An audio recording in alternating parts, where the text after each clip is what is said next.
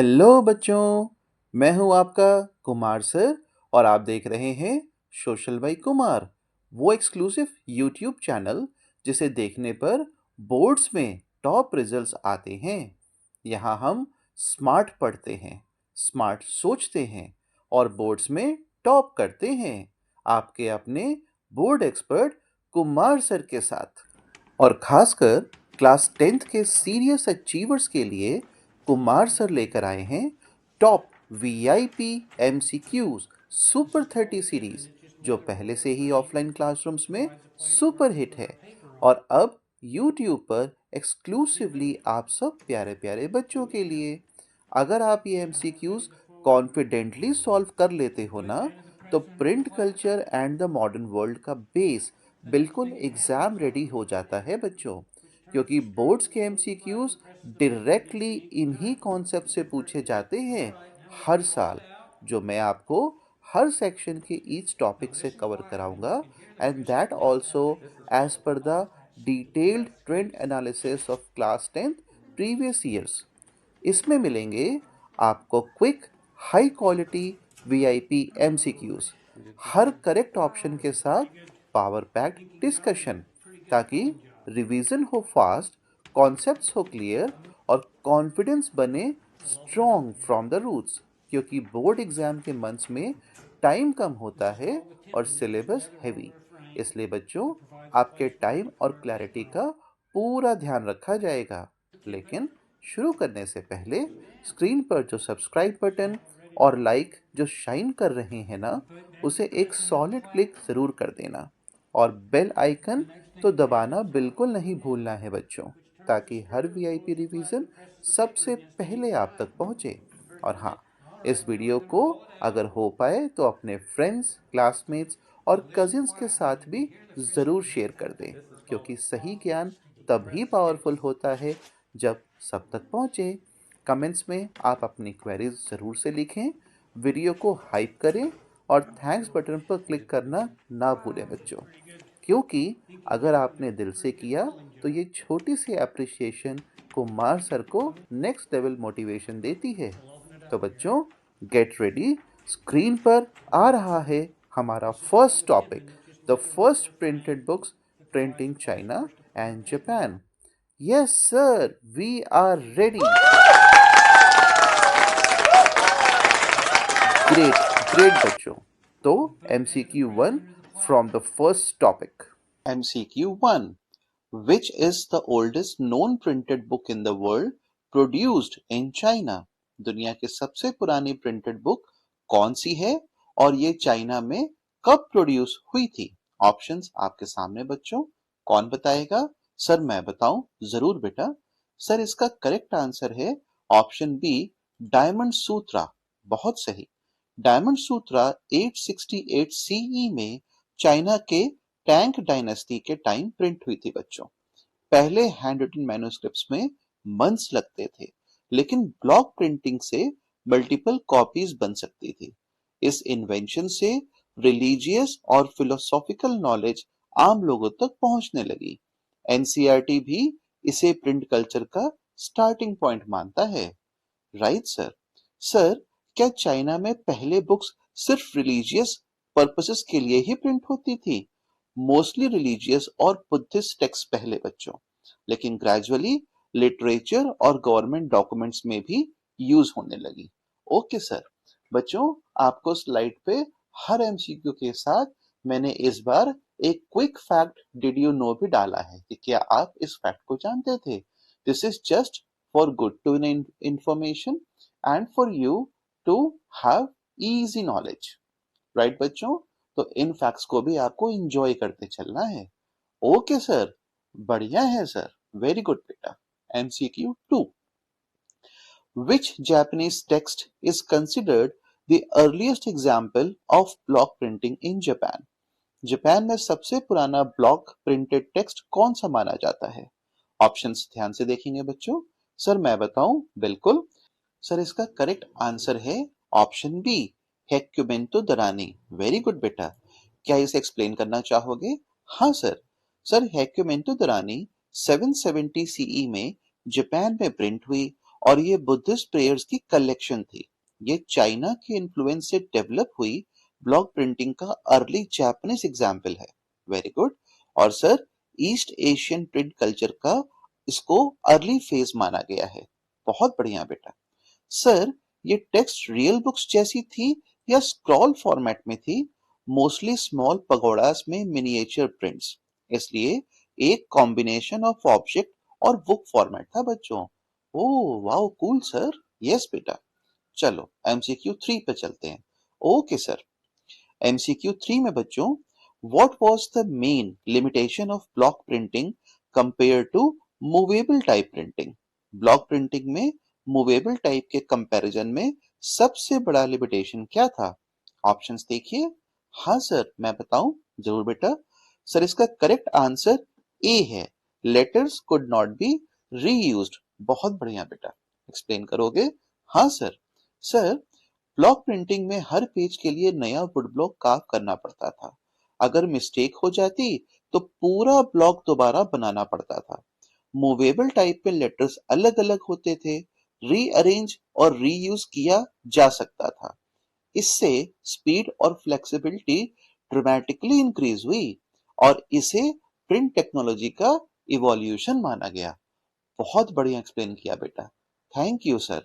Sir, तो क्या movable type ने ब्लॉक प्रिंटिंग को कंप्लीटली रिप्लेस कर दिया? हाँ बेटा। यूरोप में गुटेनबर्ग के 15th सेंचुरी के प्रेस के बाद ब्लॉक प्रिंटिंग आउटडेटेड हो गया, बट एशिया में कुछ कंट्रीज में कुछ सेंचुरीज तक और चला। Okay sir, noted sir. Very good. अब हम चलेंगे बच्चों टॉपिक 2। टॉपिक 2 है print comes to Europe, Gutenberg. MCQ 4 to 7, मतलब 4 एमसीक्यूज इस टॉपिक में से हैं। तो अपने आप ये topic the most important topics में से एक हो जाता है बच्चों। हाँ सर, ये चैप्टर तो मेनली गुटेनबर्ग के ऊपर ही है। करेक्ट बेटा। एमसीक्यू 4 देखते हैं। Who is credited with developing the movable type printing press in Europe? Europe में movable type printing press develop करने का क्रेडिट किसको दिया जाता है? सर, ये तो आसान है, मैं बता दूं? जरूर बेटा। सर, इसका आंसर है option B, Johannes Gutenberg. Very good. Explain भी फिर कर दो। हाँ सर, जरूर। सर, गुटेनबर्ग ने जर्मनी के मेंस में 1450 के आसपास मूवेबल टाइप प्रेस बनाया था। पहले हैंड रिटन बुक्स कॉस्टली और टाइम कंज्यूमिंग हुआ करती थी, लेकिन मूवेबल टाइप से मल्टीपल कॉपीज जल्दी और एफिशिएंटली प्रिंट होने लगी और इसे यूरोपियन प्रिंट रेवोल्यूशन का स्टार्टिंग पॉइंट माना गया। वेरी गुड बेटा।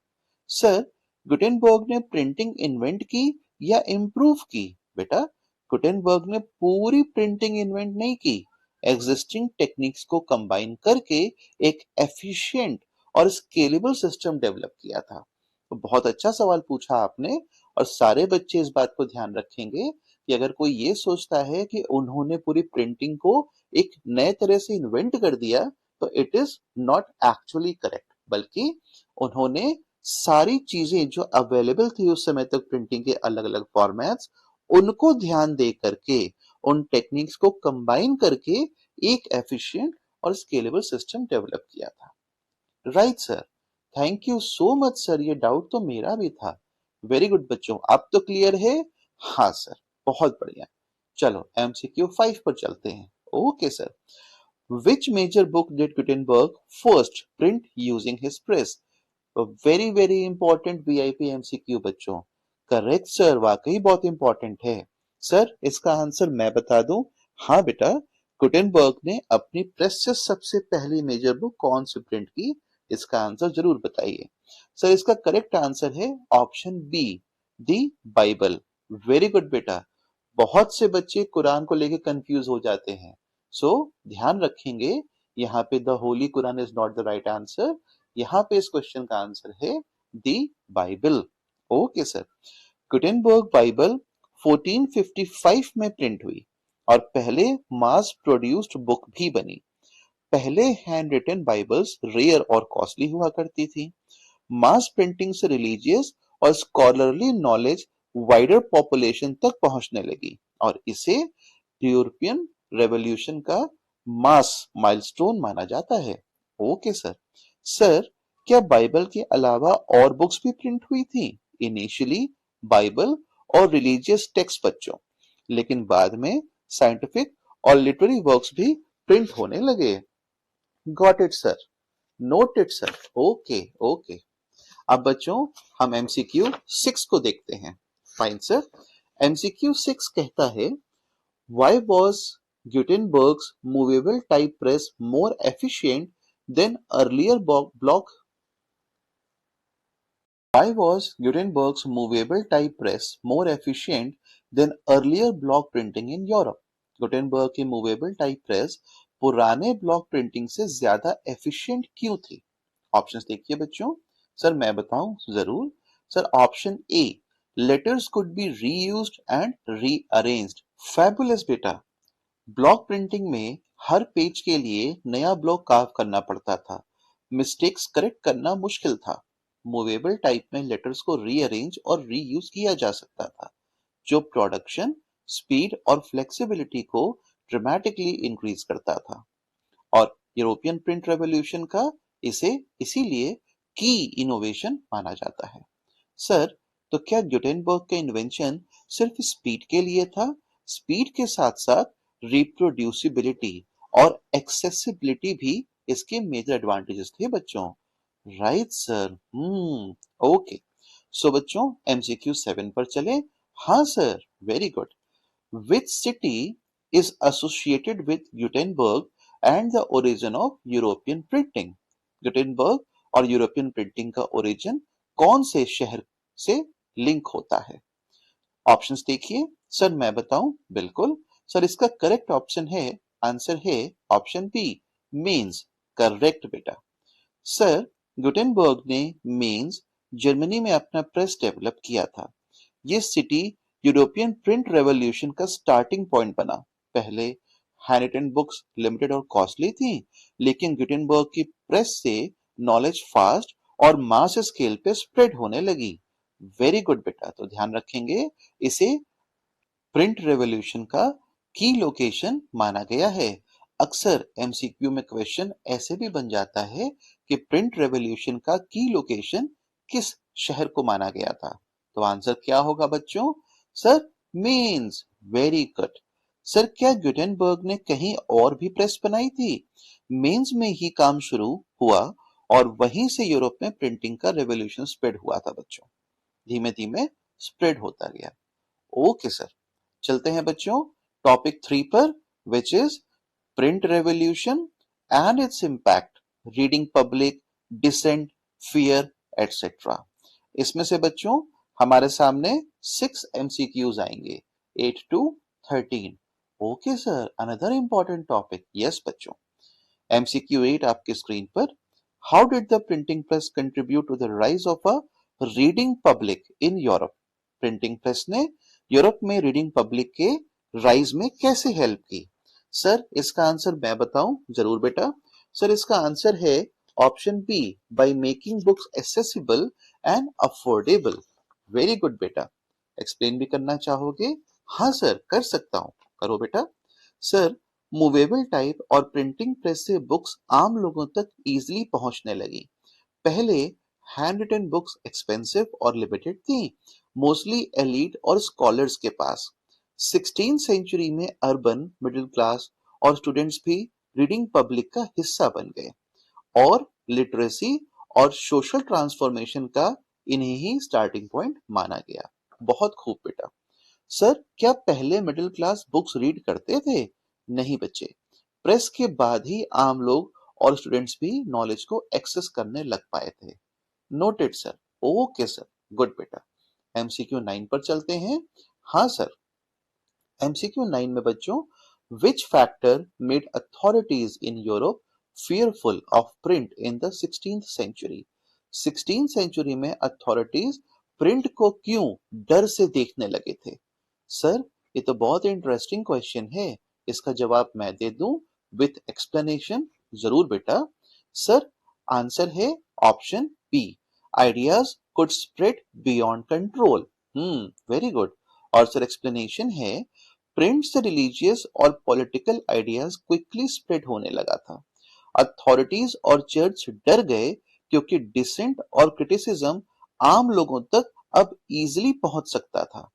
और तो और 95 थीसिस का फास्ट सर्कुलेशन यूरोप में रिफॉर्मेशन को ट्रिगर करने में की रोल प्ले किया। वेरी गुड बेटा, बहुत बढ़िया। सर, क्या लूथर की सक्सेस सिर्फ प्रेस की वजह से हुई? जरूर, इसका जवाब हाँ कह सकते हैं बच्चों, क्योंकि प्रेस ने आइडियाज को वाइड और फास्टली स्प्रेड कर दिया, लेकिन उनका कंटेंट और टाइमिंग भी बहुत इंपॉर्टेंट था। करेक्ट सर, समझ गई सर, वेरी गुड बच्चों। एमसीक्यू 10 पर चलते हैं। Which term describes people who became regular readers due to increased book availability? उन लोगों को क्या कहते हैं जो बुक्स इजीली अवेलेबल होने से रेगुलर रीडर बन गए? सर, ये तो बहुत वीआईपी एमसीक्यू है। हाँ बच्चे, simple but very crucial. Sir, जवाब मैं दे दूं? जरूर बेटा। सर, इसका करेक्ट आंसर है option P, reading public. Very good बेटा, वेरी गुड। तो इसको याद रखेंगे। इससे पहले एमसीक्यू में हमने इसे डिस्कस कर लिया था, पर अगर फ्रेश ये एग्जाम में पूछा जाए तो बच्चे जरूर कंफ्यूज हो जाते हैं। तो ध्यान रखेंगे कि रीडिंग पब्लिक इन्हें कहते थे। सर, इसको एक्सप्लेन मैं कर दूं? जरूर बेटा, ट्राई करो। सर, प्रिंटिंग से बुक्स और पैम्पलेट्स आम लोगों तक पहुंचने लगे थे, इसीलिए ये लोग को हम रीडिंग पब्लिक कहते थे, और सोशल डिबेट्स और लिटरेसी में इंपॉर्टेंट रोल प्ले करते थे। अर्बन मिडिल क्लास और एजुकेटेड यूथ एक्टिवली पार्टिसिपेट भी करने लगे थे। Very good. सर, क्या रीडिंग पब्लिक में सिर्फ स्कॉलर्स ही इंक्लूडेड थे? नहीं बेटा, रीडिंग पब्लिक में कॉमन पॉपुलेशन और स्टूडेंट्स भी ग्रेजुअली इंक्लूड हुए। स्कॉलर्स तो थे ही। समझ गए सर? ओके, चलते हैं एमसीक्यू 11 की तरफ। Fine sir. How did authorities attempt to control the spread of ideas through print? Authorities print के जरिए आइडियाज के स्प्रेड को कैसे कंट्रोल करते थे? सर, मैं बताऊं? बिल्कुल बेटा। सर, इसका करेक्ट आंसर है option B, by censorship and licensing. Very good. Sir, explain भी कर दूं? जरूर बेटा। अथॉरिटीज डर गए कि लोग डिसेंट और कंट्रोवर्शियल आइडियाज को स्प्रेड कर सकते हैं, इसलिए लाइसेंसिंग और सेंसरशिप लॉज लगाए गए। इंडेक्स लाइब्रोरम प्रोहिबिटोरम में बैंड बुक्स की लिस्ट दी गई, और इसीलिए एनसीईआरटी में इसे फियर ऑफ अथॉरिटी का क्लासिक एग्जाम्पल माना गया है। बहुत खूब समझाया बेटा, बहुत बढ़िया। Thank you sir. Sir, censorship से आइडियाज कंप्लीटली कंट्रोल हो गए? नहीं बेटा, प्रिंटिंग की स्पीड और रीच सेंसरशिप को चैलेंज कर रही थी। ओके, एमसीक्यू 12 देखते हैं बच्चों। Fine sir. MCQ 12, which event demonstrates the fear of authorities regarding print dissent? कौन सा इवेंट अथॉरिटीज के फियर को प्रिंटेड डिसेंट को दिखाता है? Okay sir. सर, मैं बताऊं? बिल्कुल बेटा। Sir, option B, Martin Luther's 95 thesis. बहुत इंपॉर्टेंट एमसीक्यू है बच्चों, अब very very VIP one. Okay sir. Sir, 95 thesis का वाइड सर्कुलेशन चर्च अथॉरिटीज को डराता था। प्रिंट से आइडियाज लोगों तक फास्ट और वाइड स्प्रेड पहुंचने लगे, और इसीलिए इसे social and religious impact of printing का प्राइम एग्जाम्पल माना गया है। बहुत बढ़िया। सर, क्या मार्टिन लूथर ने प्रेस खुद ऑपरेट की थी? नहीं बच्चों, प्रिंटर्स ने प्रिंट किया, पर उनके काम से आइडियाज वाइडली स्प्रेड हुए, तो उन्होंने प्रिंटिंग टेक्निक का इस्तेमाल किया था अपने आइडियाज को स्प्रेड करने के लिए, और वो आइडियाज प्रिंटिंग की वजह से ही इतना वाइडली स्प्रेड हो पाए। ऐसे समझना है आपको। समझ गए सर? Very good. एमसीक्यू 13 देख लेते हैं। Which social change was triggered by the rise of the reading public? Reading public का राइज से कौन सा सोशल चेंज हुआ? सर, मैं बताऊं? हाँ बेटा। Sir, option B, increased public debate and dissent. Okay. Sir, इसे एक्सप्लेन भी करना है? हाँ बेटा। सर, रीडिंग पब्लिक का राइज से लोग एक्टिवली आइडियाज डिस्कस करने लगे और अथॉरिटी को क्वेश्चन करने लगे। अर्बन मिडिल क्लास और एजुकेटेड यूथ भी डिबेट में पार्टिसिपेट करने लगी थी, और इसे यूरोपियन सोशल ट्रांसफॉर्मेशन और लिटरेसी का प्रूफ माना गया। Very good. सर, क्या डिसेंट सिर्फ इंटेलेक्चुअल्स तक लिमिटेड थी? नहीं बेटा, मिडिल क्लास और स्टूडेंट्स भी पार्टिसिपेट करने लगे। Noted sir, got it sir, very good. चलते हैं बच्चों अब टॉपिक 4 पर। Fine sir. टॉपिक 4 है बच्चों reading mania and French revolution. इसमें से भी 4 एमसीक्यू हमने पिक किए हैं। Okay sir. एमसीक्यू 14 आपके सामने स्क्रीन पर। What does reading mania refer to in 18th century Europe? 18th century Europe में रीडिंग मैनिया का क्या मतलब था? सर मैं बताऊं? जरूर बताओ बेटा। सर इसका करेक्ट आंसर है option A, obsession with printed books and pamphlets. Very good. 18th century में प्रिंटिंग और बुक प्रोडक्शन इतनी फास्ट हो गई कि लोग एक्टिवली बुक्स और पैम्पलेट्स रीड करने लगे। इतना ज्यादा एक्टिवली ये इन पैम्पलेट्स और बुक्स को रीड कर रहे थे कि इस क्रेज को रीडिंग मेनिया कहा गया। इससे सोशल ट्रांसफॉर्मेशन और पब्लिक एंगेजमेंट का परफेक्ट एग्जाम्पल माना गया। सर, क्या रीडिंग मैनिया सिर्फ एलीट तक ही लिमिटेड थे? नहीं बेटा, अर्बन मिडिल क्लास और स्टूडेंट्स भी एक्टिवली पार्टिसिपेट कर रहे थे, एक्टिवली रीड करते थे। Okay sir. एमसीक्यू 15 में चलते हैं। Fine sir. एमसीक्यू 15 में बच्चों which type of publications influenced revolutionary ideas in France? France में रेवोल्यूशनरी आइडियाज को कौन से टाइप के पब्लिकेशंस इन्फ्लुएंस करते थे? सर मैं बताऊं? बिल्कुल। Sir correct answer is option B, pamphlets and newspapers. Sir explain भी कर दूं? जरूर बच्चों। पैम्पलेट्स और न्यूज़पेपर्स रेवोल्यूशनरी आइडियाज को स्प्रेड करते थे।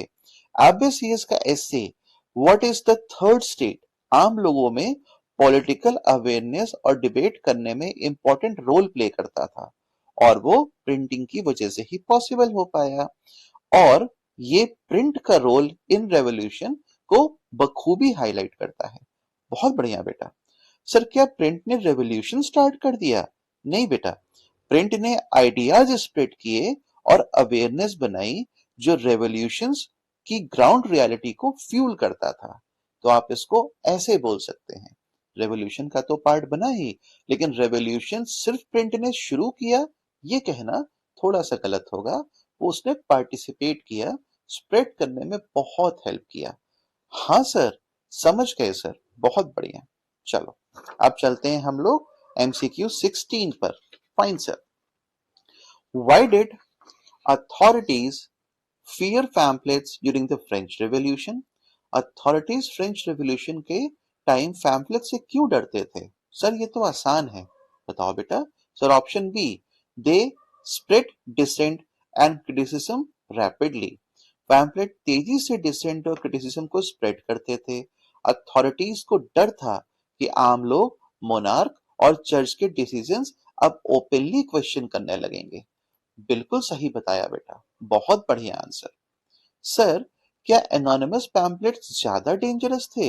हाँ बच्चों, एनोनिमिटी आइडियाज को हाइड और वाइड स्प्रेड करने में हेल्प करती थी, क्योंकि जाहिर है जब आपका नाम उस पे मेंशन नहीं होगा तो कोई भी इंसान खुल के अपनी बात को प्रिंट करेगा, क्योंकि उसे इस बात का डर नहीं है कि कोई उसके नाम को पढ़ के उस तक अप्रोच कर सकता है, क्योंकि नाम तो उस पे छपा ही नहीं है।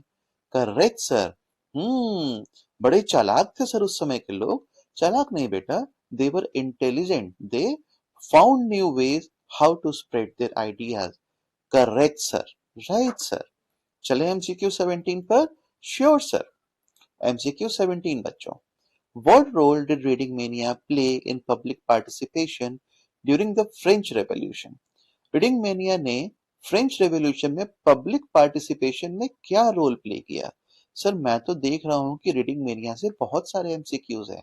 करेक्ट बेटा, क्योंकि अगर सिर्फ चीजों को प्रिंट करते लेकिन उससे कोई रीड नहीं करता और उसको उस लेवल तक रीड नहीं करता जिस लेवल पे हम उसको रीडिंग मैनिया कह रहे हैं, तो रेवोल्यूशन का सक्सेस कैसे होता? तो reading mania is one of the most crucial factor. तो डेफिनेटली उससे कनेक्टेड जितने भी एमसीक्यूज बन सकते हैं वो सारे इंपॉर्टेंट हुए, है ना? हाँ सर, करेक्ट। सर इस क्वेश्चन का आंसर मैं बता दूं? बिल्कुल बेटा, ऑप्शंस ध्यान से पढ़ लिए हैं ना आपने? हाँ सर। सर इसका करेक्ट आंसर है option B, increase political awareness and debate. Very good. Sir, reading mania से लोग एक्टिवली आइडिया डिस्कस करने लगे और पॉलिटिकल इश्यूज को समझने लगे। इसे पब्लिक एंगेजमेंट और पार्टिसिपेशन का प्रूफ माना गया। मिडिल क्लास और एजुकेटेड यूथ डिबेट्स और सलोन्स में कंट्रीब्यूट भी करने लगे। Very good. सर, क्या reading mania directly revolution start कर दिया? नहीं बेटा, लेकिन ये अवेयरनेस और एंगेजमेंट का क्रूशियल फैक्टर था, जैसा हमने जस्ट अभी डिस्कस किया। समझ गई सर। गुड बेटा। चलते हैं टॉपिक 5 पर। Okay sir. The 19th century, women, workers, innovations. और यहाँ पे हम देखेंगे एमसीक्यू 18 से 22 तक। Okay sir. एमसीक्यू 18 बच्चों, which social group began reading newspapers and books widely during the 19th century? 19th century में कौन से सोशल ग्रुप्स ने न्यूज़पेपर्स और बुक्स एक्सटेंसिवली रीड करना शुरू किया? ऑप्शंस देखो बेटा और आंसर करो। Okay sir. सर, इसका आंसर मैं दे दूं? बिल्कुल बेटा। सर, इसका करेक्ट आंसर है option B, urban middle class and working class. Very good. Industrial revolution और अर्बनाइजेशन के साथ मिडिल क्लास और वर्किंग क्लास ने न्यूज़पेपर्स, नॉवेल्स और पीरियोडिकल्स रीड करना शुरू किया। वुमेन और आर्टिशियंस भी ग्रेजुअली रीडिंग पब्लिक का पार्ट बन गए और इसे सोशल एक्सपेंशन ऑफ रीडिंग का प्रूफ माना गया। बहुत बढ़िया। सर, सिर्फ मेन ही रीड करते थे क्या? मे बी मेरा सवाल थोड़ा आपको अटपटा लगे। नहीं नहीं बेटा, no question is a stupid question, always remember. चाहे जो सवाल हो जरूर पूछिए। और जवाब है बेटा नहीं। वुमेन और वर्किंग क्लास भी ग्रेजुअली रीडिंग पब्लिक का पार्ट बनते चले गए। Noted sir. ओके बेटा। एमसीक्यू 19 पर चलते हैं। Yes sir. Which innovation helped spread newspapers and books faster in the 19th century? 19th century में कौन सा इनोवेशन न्यूज़पेपर्स और बुक्स को फास्ट स्प्रेड करने में हेल्प करता था? सर, मैं बताऊं? जरूर बेटा। सर, इसका आंसर है ऑप्शन ए, steam powered printing press. Very good. Sir, steam powered press से एक ही दिन में थाउजेंड्स ऑफ कॉपीज प्रिंट हो सकती थी। इससे न्यूज और आइडियाज फास्ट और वाइड स्केल पे स्प्रेड होने लगे। इसे 19th सेंचुरी प्रिंट रेवोल्यूशन और मास कम्युनिकेशन का की इनोवेशन माना गया है। Very good. सर, क्या गुटेनबर्ग का प्रेस रिप्लेस हो गया यहाँ पर? हाँ बेटा, गुटेनबर्ग का मैनुअल प्रेस अब ऑब्सोलीट हो गया और स्टीम प्रेसेस ने इंडस्ट्रियल स्केल प्रिंटिंग पॉसिबल की। समझ गए सर। ठीक है बच्चों। अब MCQ 20। Right sir. How did printed material empower women in the 19th century? 19th century में प्रिंटेड मटेरियल वुमेन को कैसे एम्पावर करता था? ऑप्शंस आपके सामने स्क्रीन पर। कौन बताएगा? सर, मैं बता दूं? बिल्कुल। Sir, correct answer is option B, by providing educational and reformist literature. Very good. Explain भी करोगे आप? हाँ सर। ओके। 19th सेंचुरी में वुमेन ग्रेजुअली लिटरेसी गेन कर रही थी। प्रिंटेड जर्नल्स और बुक्स ने उनको एजुकेशन, अवेयरनेस और सोशल रिफॉर्म के आइडियाज तक का एक्सेस दे दिया। वेरी गुड बेटा। सर, क्या वुमेन ओनली नॉवेल्स रीड करते थे? नहीं नहीं बेटा, एजुकेशनल और रिफॉर्मिस्ट लिटरेचर उनको नॉलेज और अवेयरनेस प्रोवाइड करता था। समझ गए सर। ओके। MCQ 21 अब देखेंगे। Fine sir. Which group of workers was especially targeted by cheap newspapers and serialized novels? कौन से वर्कर्स चीप न्यूज़पेपर्स और सीरियलाइज्ड नॉवेल्स का मेन टारगेट थे? सर, इसका आंसर मैं बता दूं? हाँ बेटा जरूर। सर, इसका करेक्ट आंसर है option A, artisans and factory workers. Correct बेटा। आर्टिसंस और फैक्ट्री वर्कर्स अफोर्डेबल न्यूज़पेपर्स और सीरियलाइज्ड नॉवेल्स रेगुलरली रीड करते थे। ये लिटरेचर और न्यूज उनको सोशल और पॉलिटिकल अवेयरनेस प्रोवाइड करती थी और इसे mass reading and working class engagement का बेस्ट एग्जाम्पल माना गया है उस दौर का। बहुत बढ़िया बेटा। सर, क्या वर्किंग क्लास को फुल्ली लिटरेट होना जरूरी था? नहीं, ऐसा तो नहीं था बेटा। बेसिक लिटरेसी ही एनफ थी उस समय पे to access cheap newspapers and serialised stories. समझ गए सर। ओके। MCQ 22 पर चलें। हाँ sir. Which technological and social factors together shape 19th century print culture. 19th century के print culture को shape देने वाले टेक्नोलॉजिकल और सोशल फैक्टर्स कौन से थे? कौन बताएगा?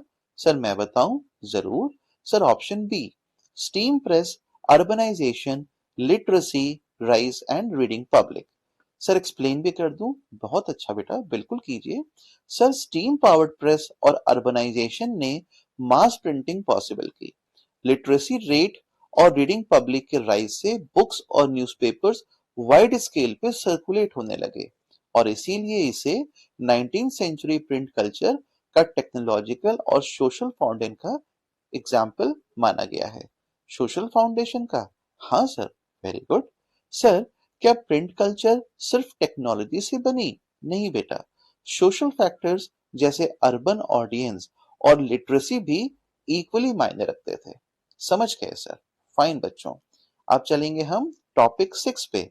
Okay sir. बच्चों समझ तो आ रहा है ना? हाँ sir, crystal and clear. Right sir. Sir जो डिस्कशन आप करते जा रहे हैं ना, उससे तो मुझे बहुत सारे पॉइंट्स क्लियर हो रहे हैं और सर मेरा तो चैप्टर रिकैप हो रहा है। करेक्ट बेटा, यही ऑब्जेक्टिव था इन एमसीक्यूज को साथ साथ डिस्कस भी करते चलने का, ताकि इंपॉर्टेंट क्वेश्चंस के साथ उस क्वेश्चंस के जो टॉपिक्स हैं, उस टॉपिक जो चैप्टर के हैं, वो सारे के सारे साथ साथ आपके रिवाइज होते चले। जो भी इंपॉर्टेंट डाउट्स होंगे वो साथ हम क्लियर करते चले। तो मजा आ रहा है? बहुत sir, thank you so much. Thank you बच्चों। ठीक है, तो टॉपिक 6 का एमसीक्यू 23 आपके सामने स्क्रीन पर। Thank you sir. Who introduced the first printing press in India and when? ध्यान से देखना है बच्चों इसके ऑप्शंस। इंडिया में पहला प्रिंटिंग प्रेस किसने और कब इंट्रोड्यूस किया? अभी इंडिया की बात हो रही है तो गुटेनबर्ग यहाँ पे नहीं ढूंढना है। हम समझ गए सर। ओके सर, इसका आंसर मैं बता दूं? बिल्कुल बेटा। सर इसका करेक्ट आंसर है option C, Portuguese missionaries in the year 1556। बहुत बढ़िया बेटा। सर 1556 में पोर्तुगीज मिशनरीज ने गोवा में पहला प्रेस इंस्टॉल किया। ओके। पहले टेक्स्ट मोस्टली रिलीजियस हुआ करते थे, जैसे कैथेसिज्म एंड प्रेयर बुक्स, और इसे इंडिया में प्रिंट कल्चर का स्टार्टिंग पॉइंट माना गया है। बहुत बढ़िया बेटा। सर क्या पहले बुक्स इंडियन लैंग्वेजेस में प्रिंट हुई? मोस्टली लैटिन और पोर्तुगीज में प्रिंट हुई बेटा। लोकल लैंग्वेजेस में लेटर ट्रांसलेशन शुरू हुआ था। समझ गए सर? ओके। एमसीक्यू 24 अब। ठीक है sir. Which city became the hub of early printing in India under Portuguese influence? Early printing का हब इंडिया में कौन सा सिटी बना? सर मैं बताऊं? हाँ बेटा। Sir option B, Goa. Goa sir? Sir मैं तो मेड्रॉस या बॉम्बे सोच रही थी। नहीं बेटा, पोर्तुगीज की कॉलोनीज का एरिया गोवा था, तो वहां से ही शुरू होगा। Correct sir. Sir Goa Portuguese का मेन सेंटर था और यहाँ पहले क्रिश्चियन टेक्स्ट प्रिंट किए गए थे ना? करेक्ट बेटा। और जेस्यूट्स ने लैटिन और पोर्तुगीज के साथ लोकल लैंग्वेजेस में भी प्रिंटिंग एक्सपैंड की। करेक्ट। और इसे इंडिया में यूरोपियन प्रिंटिंग ट्रेडिशन का अर्ली इन्फ्लुएंस का बेस्ट एग्जाम्पल माना गया। बिल्कुल सही बच्चों, आप सबने सही बात बताई। सर क्या गोवा के अलावा और सिटीज में भी प्रेस था? इनिशियली तो नहीं बेटा, गोवा ही प्राइमरी हब था, पर बाद में, जैसा कि आपको डाउट हो रहा था, बाद में मेड्रास और कलकत्ता में भी प्रेस आ गए। ओके सर, मतलब मेरा डाउट गलत नहीं था। ठीक है बेटा, आगे चलते हैं। Okay sir. एमसीक्यू 25। ठीक है। ठीक है sir. Which type of texts were primarily printed in India during the 16th century? 16th century में इंडिया में प्रिंट मोस्टली रिलीजियस टेक्स्ट के लिए होती थी, मिशनरीज के एजुकेशनल और रिलीजियस प्रोपगेशन के लिए। इसे अर्ली इंडियन प्रिंट कल्चर के फोकस का एग्जाम्पल माना जाता है बच्चों। सर क्या लोकल लैंग्वेज में भी प्रिंट हुई उस समय? बेटा इनिशियल पीरियड में तो प्रिंट लिमिटेड थी, जैसा हमने डिस्कस किया, like mostly to Latin and Portuguese. फिर ग्रेजुअली कोंकणी और मराठी में ट्रांसलेशंस आने शुरू हुए थे। Noted sir. ओके। एमसीक्यू 26 बच्चों, अब आपके सामने स्क्रीन पर, how did European printing techniques influenced Indian manuscripts and book culture? European printing techniques Indian manuscripts और बुक कल्चर को इन्फ्लुएंस कैसे कर रही थी? सर इसका आंसर मैं बता दूं, जरूर बेटा। Sir correct answer is option B, by introducing faster production and accessibility. Very good. Sir European printing technique से बुक्स जल्दी और वाइड स्केल पे प्रिंट होने लगी, मैन्युस्क्रिप्ट्स ग्रेजुअली सप्लीमेंट बन गया और नॉलेज आम लोग तक पहुंचने लगी। इसे इंडियन प्रिंट कल्चर में यूरोपियन इन्फ्लुएंस का की एग्जाम्पल माना गया है। Very good. सर क्या मैन्युस्क्रिप्ट्स कंप्लीटली डिसअपियर हो गए फिर? नहीं बेटा, मैन्युस्क्रिप्ट्स कंटिन्यू रहे, लेकिन प्रिंटेड बुक्स ने उनका रोल सप्लीमेंट और एक्सपैंड कर दिया। हाँ सर, अब समझ आ गया। वेरी गुड बेटा। टॉपिक 7 पे चलें? जरूर सर। ठीक है। तो religious reform and public debates, यहाँ पे भी हम दो एमसीक्यूज को देखेंगे। Okay sir. Which reformer used print extensively to spread religious and social reform ideas in India? India में कौन सा रिफॉर्मर ने रिलीजियस और सोशल रिफॉर्म आइडिया स्प्रेड करने के लिए प्रिंट को एक्सटेंसिवली यूज किया? ऑप्शंस देखिए। सर मैं बताऊं? बिल्कुल sir, option A, Raja Ram Mohan Roy. Very good. Raja Ram Mohan Roy ने प्रिंट का यूज करके सोशल और रिलीजियस रिफॉर्म्स प्रमोट किए।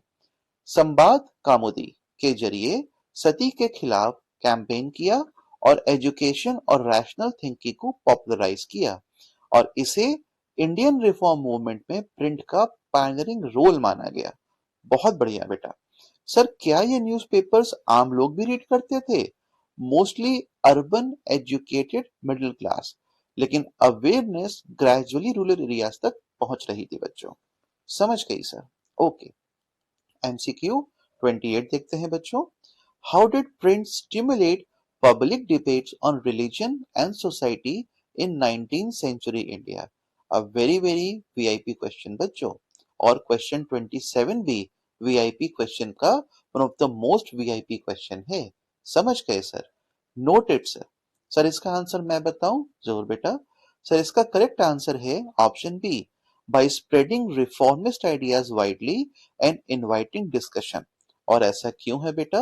सर क्योंकि प्रिंट के जरिए रिफॉर्मिस्ट और रैशनल आइडियाज आम लोगों तक पहुंचने लगे, लोग डिबेट्स और डिस्कशंस में पार्टिसिपेट करने लगे और ट्रेडिशनल सोशल प्रैक्टिसेस पर क्वेश्चन करने लगे। इसीलिए प्रिंट के role in shaping public opinion और सोशल रिफॉर्म्स के लिए एक की एग्जाम्पल माना गया। बहुत बढ़िया बेटा, you answered the right answer. Thank you sir. Sir क्या लोग न्यूज़पेपर्स और पैम्पलेट्स के जरिए ओपनली क्वेश्चन करते थे? हाँ बेटा, ये ग्रेजुअली एजुकेटेड पब्लिक को एंगेज करने का बेस्ट मीडियम बना। समझ गए सर? अब टॉपिक 8 पर चलते हैं। New forms of publication, women and poor. दो एमसीक्यूज यहां से हैं बच्चों, जिसके साथ हमारी VIP MCQ super 30 series complete हो जाएगी। Okay sir. एमसीक्यू 29 आपकी स्क्रीन पर।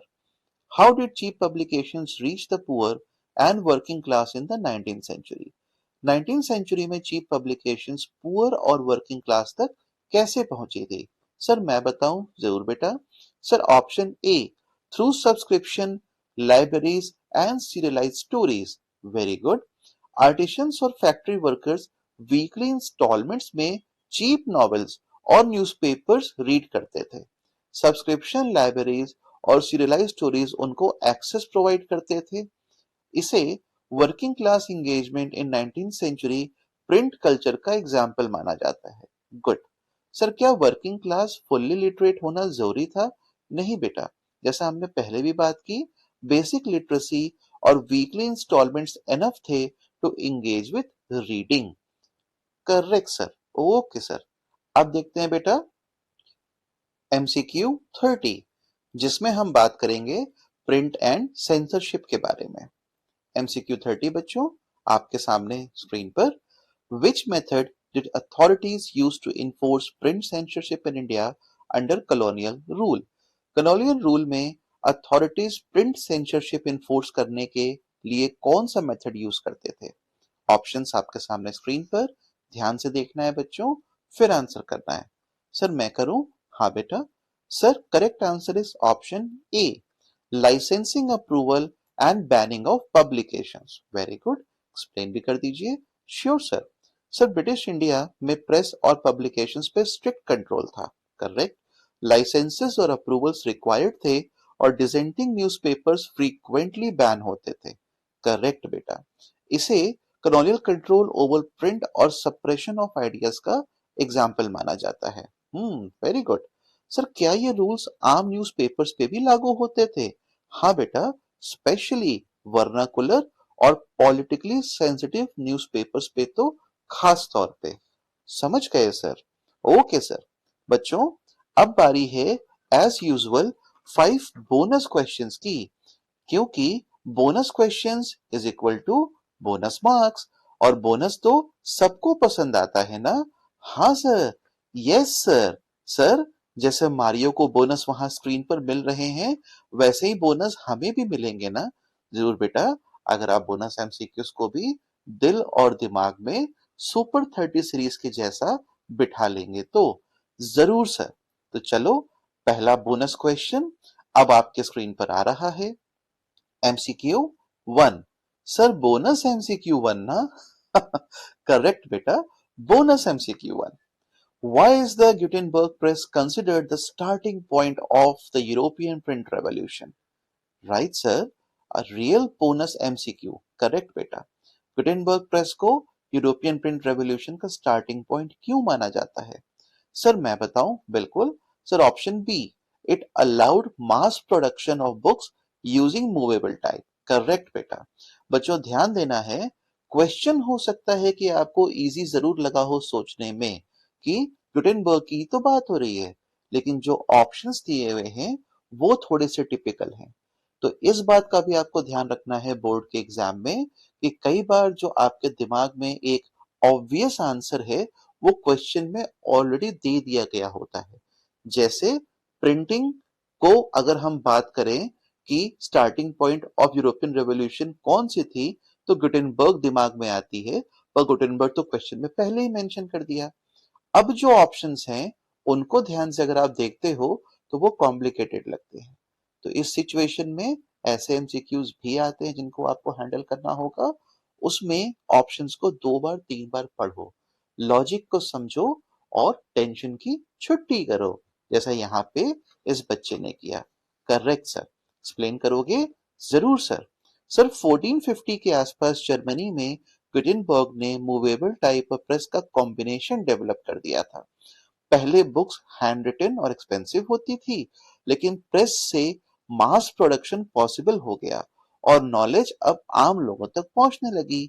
इसीलिए इसे यूरोपियन प्रिंट रेवोल्यूशन का स्टार्टिंग पॉइंट माना गया। Very good. सर गुटेनबर्ग ने प्रिंटिंग इन्वेंट की या इम्प्रूव की? मैं थोड़ा सा कंफ्यूज हो गया हूँ। कोई बात नहीं बेटा। बेटा गुटेनबर्ग ने प्रिंटिंग इन्वेंट नहीं की थी, उन्होंने सारे एग्जिस्टिंग मेथड्स को कंबाइन करके एक बहुत ही बेटर, एफिशिएंट और स्केलेबल सिस्टम डेवलप किया, और इसीलिए उनकी मशीन का नाम गुटेनबर्ग प्रिंटिंग मशीन रखा गया। ओ अब क्लियर हो गया सर। वेरी गुड, समझ गई सर। गुड बेटा। एमसीक्यू 2 देख लें? जरूर सर। ओके, आपके सामने स्क्रीन पर। How did print contribute to the spread of revolutionary ideas in France? Print ने फ्रांस में रेवोल्यूशनरी आइडिया स्प्रेड करने में कैसे हेल्प किया? सर इंपॉर्टेंट है। जरूर बेटा, तभी तो बोनस एमसीक्यू का पार्ट है। Right sir. सर मैं बताऊं? Correct sir, option B, by circulating pamphlets and newspapers widely. Very good. 18th century में पैम्पलेट्स और न्यूज़पेपर रेवोल्यूशनरी आइडियाज को स्प्रेड करते थे। एबेसियस का एसे आम लोगों में पॉलिटिकल अवेयरनेस और डिबेट को फ्यूल करता था, और इसे प्रिंट का role in social and political change का प्राइम एग्जाम्पल के रूप में लिया गया। सर पैम्पलेट से रेवोल्यूशन स्टार्ट हुआ? नहीं, ये आइडिया स्प्रेड करने का मीडियम था बच्चों। ग्राउंड रियलिटीज और सोशियो पॉलिटिकल कंडीशंस ने भी रोल प्ले किया था। हाँ सर, समझ गई। गुड बेटा। एमसीक्यू 3 पर चलें? Yes sir. ओके बच्चों, तो एमसीक्यू 3 कहता है, Which factor best explains the rise of a reading public in Europe? Europe की रीडिंग पब्लिक के राइज का बेस्ट एक्सप्लेनेशन क्या है? सर मैं बताऊं? हाँ sir, books became cheaper and widely available. Correct. Movable type और मास प्रिंटिंग से बुक्स आम लोग तक पहुंचने लगे। पहले बुक्स एक्सपेंसिव और लिमिटेड हुआ करती थी, पर अब मिडिल क्लास और स्टूडेंट्स एक्टिवली रीडिंग पब्लिक का पार्ट बनते जा रहे थे, और इसे लिटरेसी एक्सपेंशन और सोशल एंगेजमेंट का बेस्ट एग्जाम्पल इसीलिए माना गया। समझ गए सर? करेक्ट। सर क्या पहले मिडिल क्लास रीड करते थे? नहीं बेटा, प्रिंटिंग से ही वाइडर पॉपुलेशन रीडिंग पब्लिक में फिर इंक्लूड होती गई। Correct sir. एमसीक्यू 4 देखते हैं। Okay sir. How did the rise of print affect women and the working class in the 19th century? A very very VVIP question बच्चों। Noted sir. Sir मैं बताऊं? Okay sir, option B, provided educational, reformist and affordable reading material. Very good. Women gradually literacy gain कर रही थी।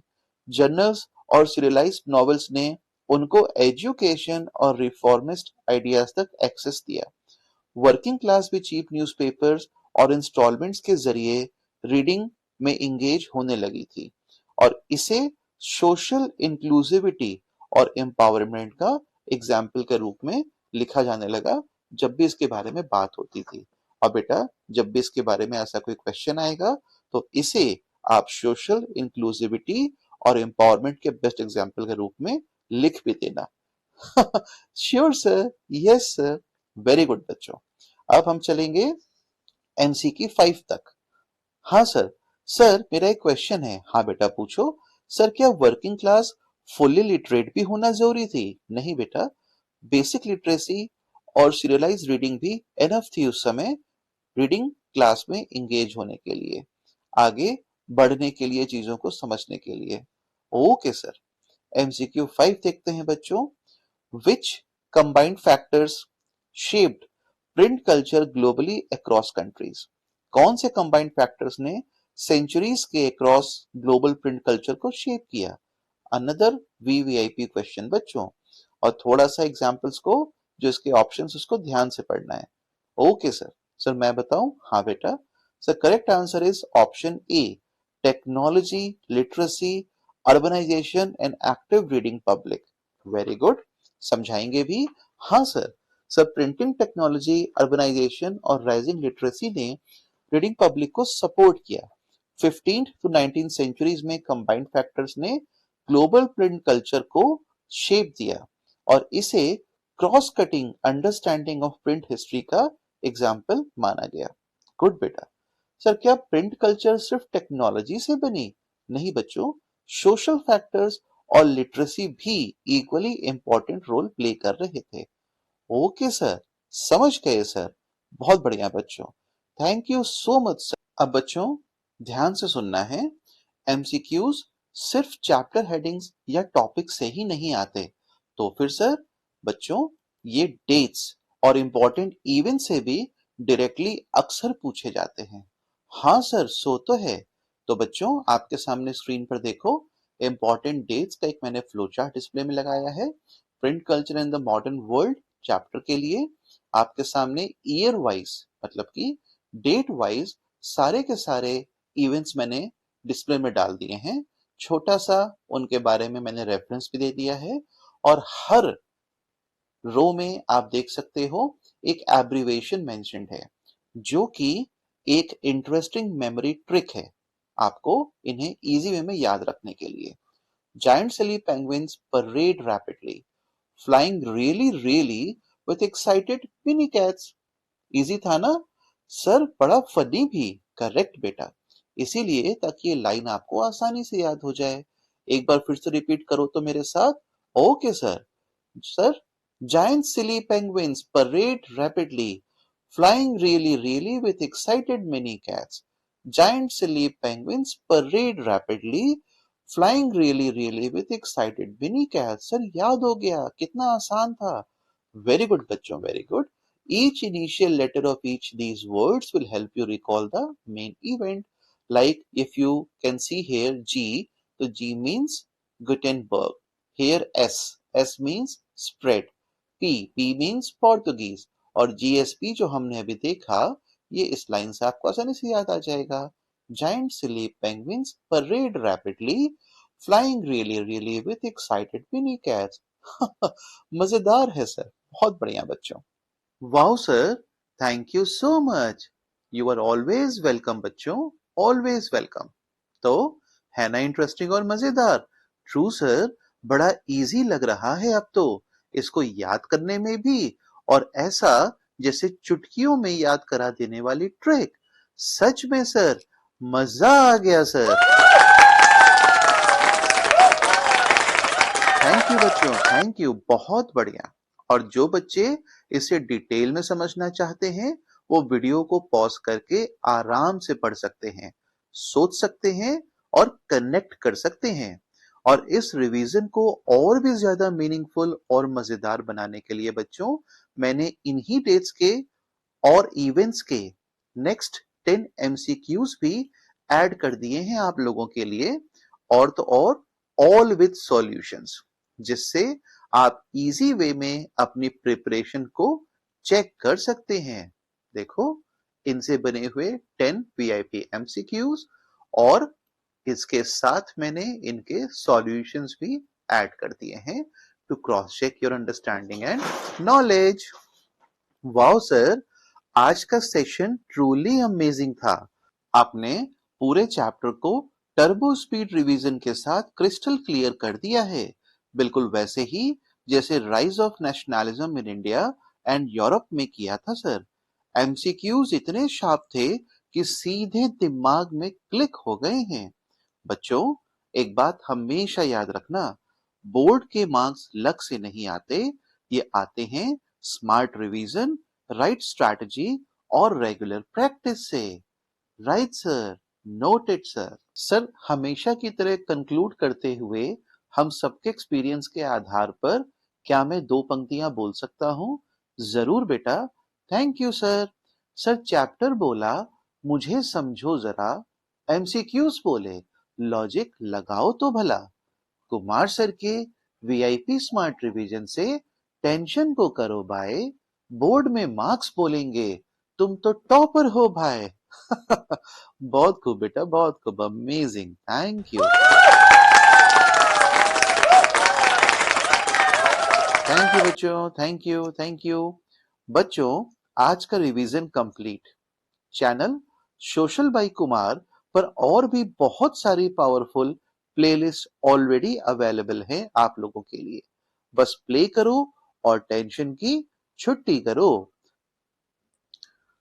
अगर ये video आप सभी की प्रिपरेशन में जेन्युइनली हेल्प कर रही है बच्चों, तो हाई बटन दबाकर इसे और स्टूडेंट्स तक पहुंचने में प्लीज मदद करो। और थैंक्स बटन, ये सिर्फ एक क्लिक ही नहीं, ये टीचर के लिए मोटिवेशन और एनर्जी का पावर सोर्स होता है बच्चों। बिल्कुल ऑप्शनल, लेकिन पर दिल से दिया हुआ। कुमार सर की गाइडेंस और ब्लेसिंग्स हमेशा आप सबके साथ रहेंगी। तो बच्चों, अब सेशन एंड करते हुए आप देख रहे थे सोशल बाय कुमार, पढ़ो स्मार्ट, सोचो स्मार्ट और टॉप करो बोर्ड स्टाइल कुमार सर के साथ। मिलते हैं अगली वीडियो में, तब तक के लिए टेक केयर, स्टे फोकस्ड और गॉड ब्लेस।